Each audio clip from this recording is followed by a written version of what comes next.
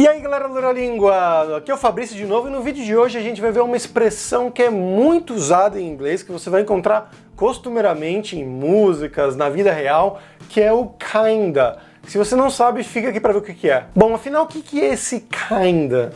Se você for olhar um pouco mais a fundo, você vai ver que em inglês tem muitas abreviações e palavras que se juntam também, aglutinações. E aí o kinda seria uma dessas, que seria uma aglutinação das palavras kind e of. A palavra kind tem algumas traduções diferentes em inglês, pode ter algumas traduções diferentes, mas aqui ela vai ter o sentido de um tipo ou de uma espécie. Então, algo como a Doberman is a kind of dog.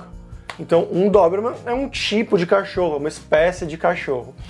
Mas aí, quando a gente usa esse kind of, ele pode ter um sentido de uma aproximação. Então, algo que a gente traduziria em português como meio que ou mais ou menos.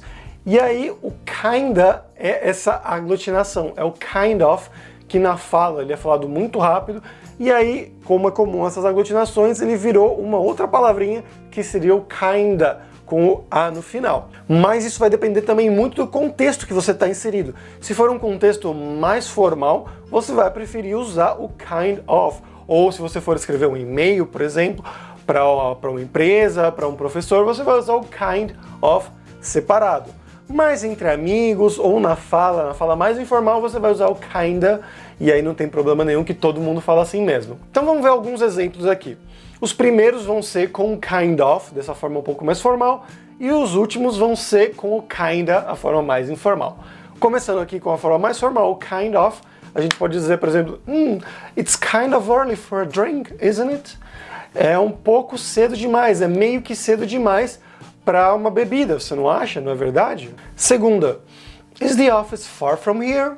No, it's actually kind of close. Então, o escritório fica longe daqui? Não, na verdade ele é até meio que perto. Então aqui o kind of close é meio que perto. E a terceira, what kind of job do you want to have? Que tipo de trabalho você quer ter no futuro? Aqui no sentido de tipo mesmo.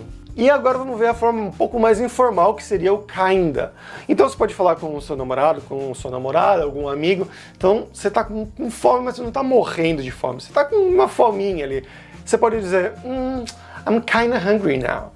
Então, eu tô meio que com fome, você não tá morrendo, mas você tá aquela fome começando. Ou então você vai contestar um amigo seu que achou alguma coisa difícil, por exemplo, você pode dizer, no, that was kinda obvious, Kate.